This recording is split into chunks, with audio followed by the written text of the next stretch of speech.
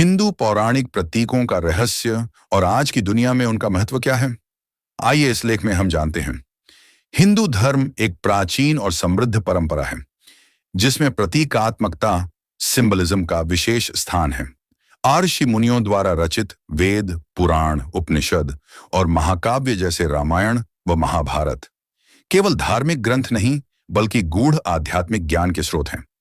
इन ग्रंथों में वर्णित प्रतीक जैसे त्रिशूल, चक्र, नाग, नंदी, कमल, रावण, शिव, पार्वती, विष्णु आदि न केवल ऐतिहासिक या पौराणिक पात्र हैं, बल्कि ये हमारे भीतर की मानसिक, भावनात्मक और आध्यात्मिक अवस्थाओं के भी संकेतक हैं।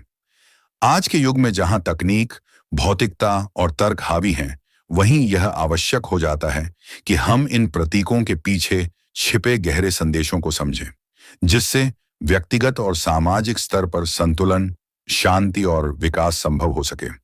प्रतीक दृश्य और अमूर्त के बीच एक सेतु का कार्य करते हैं। धर्म और अध्यात्म के क्षेत्र में प्रतीक हमें दृश्य माध्यम से उस अदृश्य सत्य तक पहुंचाने में सहायक होते हैं, जिसे केवल तर्क से नहीं समझा जा सकता।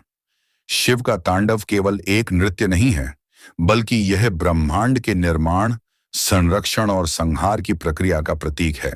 यह दर्शाता है कि परिवर्तन ही एकमात्र स्थायी सत्य है। शिवलिंग केवल एक पत्थर की आकृति नहीं है, यह निराकार परम ब्रह्म का प्रतीक है। इसकी गोलाकार आकृति ब्रह्मांड और ऊर्जा की निरंतरता को दर्शाती है। लिंग और योनि के रूप में यह रचना और जीवन के संयुक्त सिद्धांत को दर्शाता है, अर्थात पुरुष और स्त्री तत्व का संतुलन। भगवान शिव के हाथ में त्रिशूल 3 शूलों का प्रतीक है, तामस, रजस और सत्व। यह जीवन के 3 मूलभूत आयामों, इच्छा, क्रिया और ज्ञान पर नियंत्रण का प्रतीक है। त्रिशूल यह दर्शाता है कि इन तीनों पर संतुलन ही आत्मिक विकास की कुंजी है। भगवान विष्णु का सुदर्शन चक्र केवल एक हथियार नहीं है, यह समय की गति, धर्म की रक्षा और अधर्म के विनाश का प्रतीक है। यह बताता है कि समय हमेशा सक्रिय रहता है और किसी भी अन्याय का अंत निश्चित होता है। शिव के गले में नाक, विष्णु के शेष नाग पर विश्राम और गणेश के कमर में नाक सभी चेतना और कुंडलिनी शक्ति का प्रतीक है। नाग शांति और शक्ति दोनों का द्योतक है। कमल जो कीचड़ में रहकर भी निर्मल और सुंदर रहता है, आत्मा की पवित्रता और सांसारिक माया से ऊपर उठकर ईश्वर से जुड़ने की क्षमता का प्रतीक है। देवताओं और असुरों द्वारा समुद्र मंथन केवल एक पौराणिक घटना नहीं, बल्कि ये हमारे भीतर चलने वाले संघर्ष का प्रतीक है। समुद्र मंथन से अमृत भी निकलता है और विष भी। यह दर्शाता है कि आत्मविश्लेषण के बिना आत्मा की ऊंचाई को प्राप्त नहीं किया जा सकता। रावण 10 सिरों वाला राक्षस नहीं, बल्कि 10 इंद्रियों के वशीभूत होने का प्रतीक है। वह अत्यंत ज्ञानी था, परंतु अहंकार ने उसका पतन कर दिया। यह हमें सिखाता है कि बिना विनम्रता के ज्ञान भी विनाशकारी हो सकता है। द्रौपदी 5 पतियों की पत्नी होने के बावजूद केवल एक स्त्री नहीं, बल्कि वह धर्म, अस्मिता और आत्मबल का प्रतीक है। उसका चीरहरण न केवल स्त्री का अपमान था, बल्कि वह समाज के अधपतन का प्रतीक था। जहां नारी की रक्षा न हो, वहां विनाश निश्चित होता है। श्री कृष्ण का जीवन स्वयं एक प्रतीक है।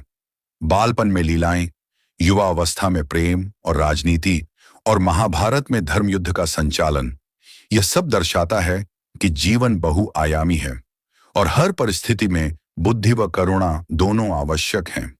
आज की भागदौड़ भरी दुनिया में मनुष्य आंतरिक रूप से विचलित और असंतुलित है। योग, ध्यान और पौराणिक प्रतीकों का विश्लेषण मानसिक स्वास्थ्य को सुदृढ़ बनाने में सहायक हो सकता है। उदाहरण स्वरूप, त्रिशूल का ध्यान करने से व्यक्ति आत्मनियंत्रण और संतुलन प्राप्त कर सकता है। शिव का गंगा धारण करना और नाग के साथ रहना, विष्णु का समुद्र में शयन, यह सब हमें प्रकृति के साथ संतुलन और सहअस्तित्व का संदेश देते हैं। आज के पर्यावरणीय संकट में ये प्रतीक हमें पुनः प्रकृति से जुड़ने की प्रेरणा देते हैं। आज जब स्त्री समानता की बात हो रही है, तब द्रौपदी, सीता, पार्वती जैसी स्त्रियां केवल पौराणिक पात्र नहीं, बल्कि सशक्त स्त्री की प्रतीक हैं। इनका संघर्ष, निर्णय और साहस हमें प्रेरित करता है।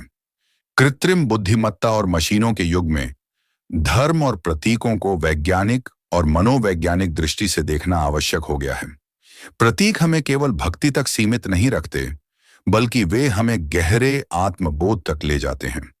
कई बार प्रतीकों को शाब्दिक अर्थ में लेने से अंधविश्वास फैलता है, जैसे रावण को केवल राक्षस मानना या नाग को केवल भय का प्रतीक समझना। विद्यालयों में धार्मिक प्रतीकों की वैज्ञानिक और सांस्कृतिक व्याख्या नहीं की जाती, जिससे नई पीढ़ी उनसे कटती जा रही है। प्रतीकों के गलत अर्थ लगाने से सामाजिक विभाजन भी होता है। आवश्यकता है समन्वय, व्याख्या और समरसता की। धार्मिक प्रतीकों को केवल पूजा का विषय नहीं, बल्कि मनोविज्ञान, दर्शन और संस्कृति के स्तर पर पढ़ाया जाना चाहिए। व्यक्ति अपने दैनिक जीवन में प्रतीकों का ध्यान करके मानसिक और आत्मिक शांति प्राप्त कर सकता है। फिल्मों, धारावाहिकों और पुस्तकों के माध्यम से प्रतीकों की आधुनिक व्याख्या प्रस्तुत की जानी चाहिए, जिससे आज का युवा उनसे जुड़ सके। हिंदू पौराणिक प्रतीकों में छिपा ज्ञान केवल अतीत की कहानी नहीं है, बल्कि वर्तमान और भविष्य के लिए दिशा निर्देश है। शिव का नृत्य हमें सिखाता है कि परिवर्तन अपरिहार्य है। रावण हमें चेतावनी देता है कि ज्ञान के साथ विनम्रता आवश्यक है, और द्रौपदी हमें सशक्तिकरण का संदेश देती है। आज आवश्यकता है कि हम इन प्रतीकों को केवल मूर्तियों या कथाओं तक सीमित न रखें, बल्कि उनके गहरे अर्थों को समझकर जीवन में आत्मसात करें। तभी हम एक संतुलित, शांत और उन्नत समाज की ओर अग्रसर हो सकते हैं। अगर आपको यह विषय रोचक लगा हो या आपको इस विषय पर और भी जानकारी चाहिए, तो कमेंट करें और वीडियो को लाइक करें, शेयर करें और हमारे चैनल को सब्सक्राइब करना न भूलें। धन्यवाद।